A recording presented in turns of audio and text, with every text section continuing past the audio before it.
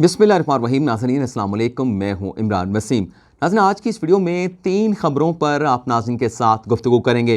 पहली खबर यह है कि सेनेट के इंतखाबात में हुकूमती उम्मीदवार अब्दुल हफीज़ शेख की कामयाबी का पहला नतीजा मौसूल हो गया है और उस पहले नतीजे के मुताबिक हुकूमती उम्मीदवार यूसुफ रज़ा गिलानी के मुकाबले में यानी अब्दुल हफीज़ शेख कितने वोटों से कामयाबी हासिल करेंगे, एक तो ये तफसीलात आप नाज़रीन के साथ शेयर करेंगे और इसी के साथ साथ अब्दुल हफीज़ शेख की कामयाबी की जो इतलात सामने आ रही हैं, जो इतलात मौसूल हो रही हैं, इन खबरों के बाद पाकिस्तान पीपल्स पार्टी और PDM अपने मुश्तरका उम्मीदवार यूसुफ रज़ा गिलानी की कामयाबी के लिए कौन सी आखिरी अटैम्प्ट, कौन सी आखिरी कोशिश करने जा रही है, इस पर भी आप नाज़रीन के साथ बात करेंगे। दूसरी खबर है सुप्रीम कोर्ट ऑफ पाकिस्तान से। आज चीफ जस्टिस ऑफ पाकिस्तान ने जो गुल्लू भट्टों के खिलाफ, वकला गुल्लू भट्टों के खिलाफ दलेराना फैसला दिया है। इस फैसले के बाद वकला गुल्लू भट्टों के जो नुमाइंदे, जो लीडरशिप आज अदालत में पेश हुई थी, वो चीफ जस्टिस ऑफ पाकिस्तान की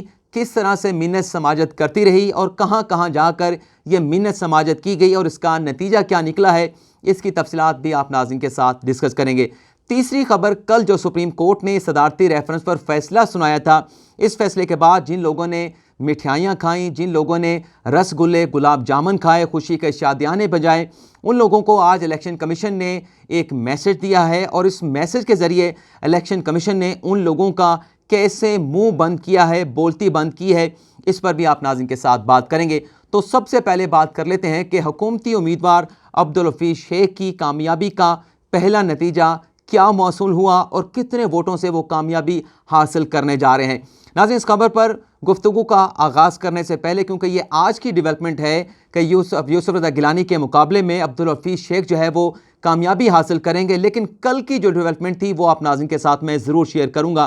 कल तक नाज़रीन ये इतलात सामने आ रही थी कि जो हुकूमती इत्तेहादी हैं उनके हुकूमत के साथ इख्तलाफात हैं, जिसमें MKM का नाम भी आ रहा था, जिसमें GDA का नाम भी आ रहा था और कहीं कहीं बात जो है वो काफ लीग की भी की जा रही थी। लेकिन कल चूँकि आखिरी दिन था उम्मीदवारों की अपनी कैंपेन के हवाले से, तो कल रात 12 बजे से पहले हुकूमत ने अपनी जो कोशिशें की, काफ लीग के साथ जो राब्ते किए गए, GDA के साथ जो राब्ते किए गए और जो MKM के साथ राब्ते किए गए, इन राब्तों के नतीजे में रिज़ल्ट ये निकला है कि हुकूमत ने अपनी नंबर गेम पूरी कर ली है। अब्दुल हफीज़ शेख की कामयाबी के लिए जितने वोट दरकार थे, जितने नंबर दरकार थे, उन्हें पूरा किया गया और उन्हें पूरा करने के साथ जो एक तासुर सामने आ रहा था उसे भी ज़ाहिर किया गया कि हुकूमत और इत्तेहादियों के दरमियान किसी किस्म का कोई इख्तलाफ मौजूद नहीं है। और इसके बाद कल रात गए 12 बजे से पहले एक प्रेस कॉन्फ्रेंस की गई जिसमें हफीज़ शेख मौजूद थे, MKM के नुमाइंदे शरीक थे, GDA के नुमाइंदे थे और काफ लीग के नुमाइंदे भी शरीक थे। हुकूमती इत्तेहादियों की जानिब से इस प्रेस कॉन्फ्रेंस में बड़े वाज़ेह अल्फाज में, बड़े साफ अल्फाज में कहा गया कि हम अपना वोट जो है हुकूमत के उम्मीदवार अब्दुल हफीज़ शेख को ही देंगे। और आज वज़ीर-ए-आज़म इमरान खान ने जितने भी अरकान असम्बली हैं, चाहे वो इत्तेहादी जमातों के हैं, चाहे हुकूमत के अपने हैं, उन्हें एक ज़ोहराना दिया गया था। इस ज़ोहराने में 181 टोटल बनते हैं हुकूमत के नंबर, उसमें से 176 जो है वो आज अरकान असम्बली जो है वो शरीक हुए हैं और इसके मुताबिक तकरीबन 16 से 17 वोटों से जो है वो अब्दुल हफीज़ शेख जो है वो गिलानी के मुकाबले में कामयाबी हासिल करेंगे, क्योंकि नंबर जो बताए जा रहे हैं वो यही बताए जा रहे हैं कि अपोजिशन के पास तकरीबन 159 से 160 नंबर मौजूद हैं और हुकूमत ने जो है आज के इजलास में जो इमरान खान ने शाया दिया था उसमें 176 अरकान ने हाज़िरी दी है। तो इससे तो ये लगता है कि 15 से 16 या 16 से 17 वोटों से अब्दुल हफीज़ शेख जो है वो यूसुफ रज़ा गिलानी के मुकाबले में कामयाबी हासिल करेंगे। और इसी ज़ोराने में इमरान खान की जानिब से भी बड़े पुरएतमाद अल्फाज में ये कहा गया है कि हफीज़ शेख को किसी किस्म का यूसुफ रज़ा गिलानी से कोई ख़तरा नहीं है और हुकूमती उम्मीदवार बड़ी आसानी के साथ जो है वो गिलानी के मुकाबले में कामयाबी हासिल करेंगे। लेकिन नाज़रीन, ये जो इतलात सामने आई, आज जो इशाया ज़ोराना इमरान खान की जानिब से दिया गया, इसी तरह से आज पाकिस्तान पीपल्स पार्टी, बिलावल भुट्टो ज़रदारी और ज़रदारी की जानिब से जो PDM के जमातों के अरकान असम्बली हैं, कौमी असम्बली हैं, उन्हें भी इशाया दिया जा रहा है। और इस इशाये में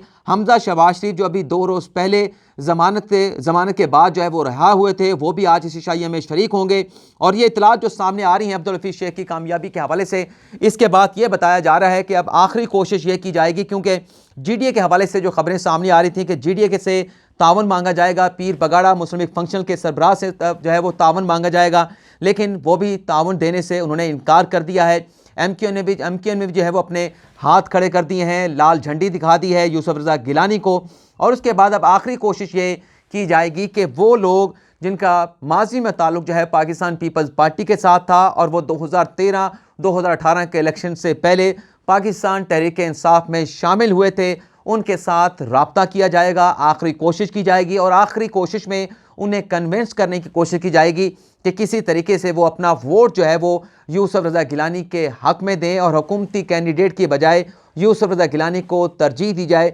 सेनेट के इलेक्शन में वोट डालने के हवाले से। तो नाज़रीन, हुकूमत तो अपनी कोशिशों में कामयाब नज़र आती है। अब्दुल हफीज़ शेख की कामयाबी के नंबर्स पूरे कर लिए गए हैं, लेकिन गिलानी को अभी भी काफ़ी ज़्यादा वोट दरकार हैं अगर वो कोई बड़ा सेटबैक करना चाहते हैं, कोई अपसेट करना चाहते हैं। देखते हैं कि आखिरी रात है, कल पोलिंग होने जा रही है सेनेट के इलेक्शन के हवाले से, तो पाकिस्तान पीपल्स पार्टी और PDM की कोशिशें जो है वो कितनी कामयाब होती हैं और क्या नतीजा सामने आता है। लेकिन हुकूमत की कोशिशों के मुताबिक तो अब्दुल हफीज़ शेख 176 वोट हासिल करके गिलानी के मुकाबले में कामयाब हो चुके हैं। दूसरी खबर के हवाले से, आज सुप्रीम कोर्ट में इस्लामाबाद हाई कोर्ट का वो फैसला जिसमें चीफ जस्टिस अत्तर मिनल्ला ने वकला के गैर कानूनी चैम्बर्स जो एफएड कचहरी में फुटबॉल ग्राउंड पर बनाए गए थे उन्हें गिराने का हुक्म जारी किया गया था। इस फैसले के खिलाफ इस्लामाबाद बार कौंसिल की जानिब से सुप्रीम कोर्ट में अपील दायर की गई थी। पहली समाअत पर तो सुप्रीम कोर्ट ने इस अपील को समाअत के लिए मंजूर किया था।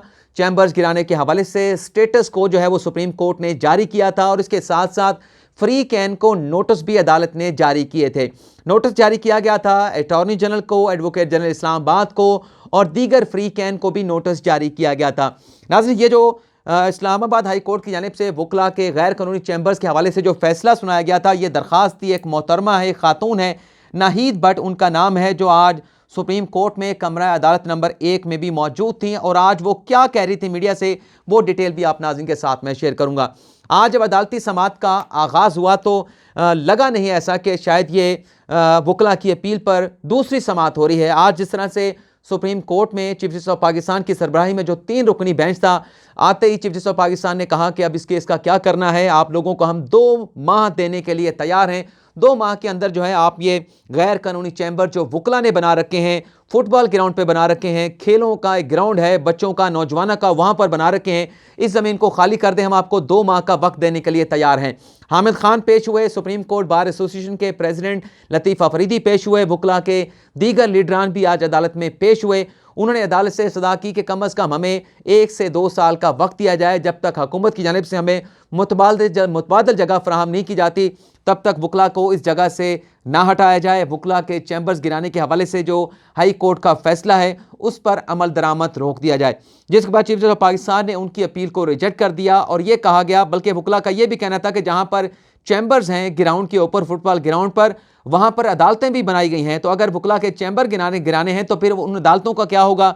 जिस पर चीफ जस्टिस ऑफ पाकिस्तान ने कहा कि अगर अदालतें वहाँ पर मौजूद हैं तो वो अदालतें भी गिराई जाएंगी। चीफ जस्टिस ऑफ पाकिस्तान ने उस वक्त जो अदालत में एडिशनल अटॉर्नी जनरल अदालत में मौजूद थे, सुहेल महमूद, आमिर रहमान चौधरी, उनसे कहा कि अगर अदालतें भी एफएड कचहरी में फुटबॉल ग्राउंड पर बनाई गई हैं तो उन्हें भी जाकर गिरा दिया जाए। सुप्रीम कोर्ट अपने तहरीरी आर्डर में ये बात शामिल कर लेगी, लेकिन फौरी तौर पर अगर गिराना है तो बेशक अदालतों को भी जाकर गिरा दिया जाए। फुटबॉल ग्राउंड के ऊपर किसी किस्म की गैर कानूनी तामीरात को बर्दाश्त नहीं किया जाएगा और अदालत का यह भी कहना था कि गैर कानूनी तामीरात के लिए किसी किस्म का जवाज़ अदालत फराहम नहीं करेगी, अदालत किसी किस्म के दबाव में नहीं आएगी। लेकिन वकला 2 माह की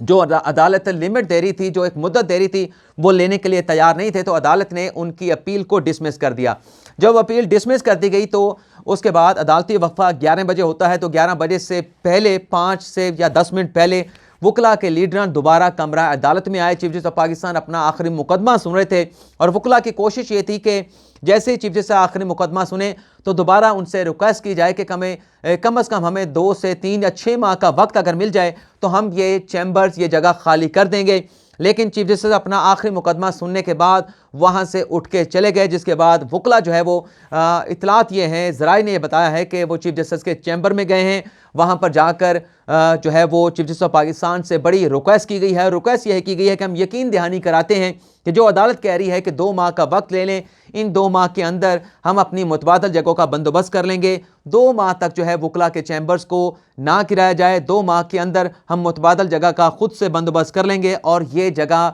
जहाँ पर वकला के चैम्बर्स बनाए गए हैं इस जगह को खाली कर दिया जाएगा, जिसे चीफ जस्टिस ऑफ पाकिस्तान ने अदालती ऑर्डर में इनकारपोरेट करते हुए, शामिल करते हुए कह दिया है कि 2 माह के अंदर ये चैम्बर्स खाली किए जाएंगे। 2 माह का वकला को वक्त दिया जाता है और 2 माह के बाद जो सिविल इंतज़ामिया है, जो एडमिनिस्ट्रेशन है इस्लामाबाद की, जो सीडी है, उसे मुकम्मल तौर पे अख्तियार होगा कि वकला के इन गैर कानूनी चैम्बर्स को गिराने के हवाले से फर्दर कार्रवाई का आगाज़ किया जाए। तो नाज़रीन, ये वो गुल्लू भट्ट हैं वकला के जिन्होंने काले कोट पहन रखे हैं, जो ना सिर्फ अपनी बरादरी के लिए जो है वो बदनामी का बायस बनते हैं, बल्कि जिस थाली में खाते हैं उसी थाली में छेद भी करते हैं। और इस तरह की काली भेड़ें वकला में नहीं, हर बरादरी में मौजूद होती हैं। हमारी सहाफ़ी बरादरी में भी ऐसी काली भेड़ें मौजूद हैं जिनके खिलाफ जो है हम आवाज़ बुलंद भी करते रहते हैं और हमें आगे भी आवाज़ बुलंद करनी चाहिए। और आज जो हमने मनाज़र देखे, इससे पहले हमने इसी केस में जो मनाज़र देखे, लीडरशिप पता नहीं कैसे मजबूर हो जाती है ऐसे लोगों को बचाने के लिए जो काले कोट की बदनामी का बायस भी बनते हैं, और अदलिया जहाँ से वो रोज़ी कमाते हैं, जिन पर हमला किया गया, उनकी हमायत में इस तरह से लीडरशिप जो है वो अदालतों में आती है, जिस पर अफसोस का इजहार ही किया जा सकता है। तीसरी खबर के हवाले से कल जो सुप्रीम कोर्ट ने सदारती रेफरेंस में फ़ैसला सुनाया, इसकी जिस तरह से तशरीह लोगों की जानिब से की गई कि यह वो फैसला है कि जिसमें सदारती रेफरेंस को कलअदम करार दे दिया गया है, सदर का मुआवजा होना चाहिए, हुकूमत के खिलाफ बातें की गई, मिठाइयाँ, रसगुल्ले, गुलाब जामुन तकसीम किए गए, खुशियाँ जो है वो खुशी के शादियाने बजाए गए। लेकिन आज इलेक्शन कमीशन ने गो को ये कह दिया है कि अभी जो इलेक्शन होने जा रहा है कल सेनेट का, उसमें वोट की सिक्रेसी को जो है वो लिमिटेड नहीं किया जाएगा। पुराने तरीक़ाकार के मुताबिक जो है वो सेनेट का इलेक्शन कराया जाएगा। लेकिन एक चीज़ को मान लिया है इलेक्शन कमीशन ने कि वोट की सिक्रेसी के हवाले से सुप्रीम कोर्ट ने यह फैसला दिया है, उसका मतलब यही है कि जो वोट की जो सिक्रेसी के हवाले से बात की जा रही है कि वो ताहियात है, इस पर इलेक्शन कमीशन ने जो कमेटी तश्कील दी है उसके बाद एक नया तरीक़ाकार बनाया जाएगा, कुछ सिफारिशात बनाई जाएंगी, जिसमें करना यही है कि वोट पोल होने के बाद, चाहे वो सेनेट का इलेक्शन का हो, चाहे वो किसी भी इलेक्शन का हो, क्योंकि जो ओपिनियन आई है उसमें सेनेट के इलेक्शन की बात नहीं की गई, ओवरऑल वोट की सिक्रेसी के हवाले से बात की गई है। तो इसके बाद इलेक्शन कमीशन ने जो आज एलामिया जारी किया है उसके मुताबिक तो यही कहा गया है कि सुप्रीम कोर्ट की ओपिनियन पर मिनो अन अमल किया जाएगा। और इलेक्शन कमीशन समझता है कि सुप्रीम कोर्ट के इस राय की, सुप्रीम कोर्ट के इस फैसले की तशरीह यह है कि ऐसा तरीक़ाकार बनाया जाए कि अगर वोट पोल हो जाता है तो पोल होने के बाद अगर कोई डिस्प्यूट पैदा होता है, कोई तनाज़ा पैदा होता है या कोई सवालिया निशान किसी की जानिब से उठाया जाता है, तो वोट को दोबारा से आइडेंटिफाई किया जाए, उस वोट को दोबारा से देखा जाए, उसे ट्रेसेबल बनाया जाए, ताकि जो भी डिस्प्यूट आता है, इलेक्शन डिस्प्यूट आता है, उसके फैसले के लिए उस वोट को खोल के ये देखा जाए कि ये किसका वोट है और किसको ये पोल किया गया है। और मतलब साफ ज़ाहिर है कि जो सिक्रेसी है, जो वोट की एक बात की जा रही है कि वो ताहियात होती है, उसे लिमिटेड बनाने के हवाले से इलेक्शन कमीशन ने एक कमेटी तश्कील दे दी है, जो 4 हफ्तों में अपनी सिफारिशात जो है वो इलेक्शन कमीशन को पेश करेगी।